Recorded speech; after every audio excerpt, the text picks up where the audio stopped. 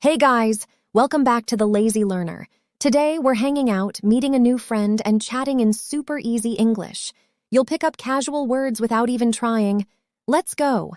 Hey, Jay. Long time no see. How have you been? Hey, Sam. I'm good, just busy with work. You?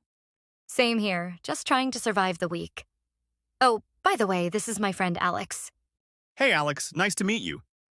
Nice to meet you too. Thanks for having me. So, Alex just moved here recently. Oh, really? Where from? From Vancouver. Just finished my post-grad and now I'm exploring Toronto. That's cool. How do you like the city so far? It's amazing. So many things to do, and people are super friendly. Yeah, you'll see. And don't worry, we'll show you the good spots. Totally. So, what do you like doing in your free time, Alex?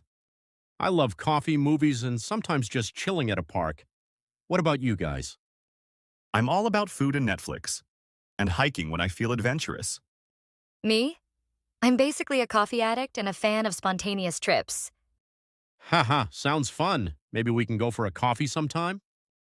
For sure. There's a new cafe downtown I've been wanting to try. Count me in too. We can make it a mini hangout.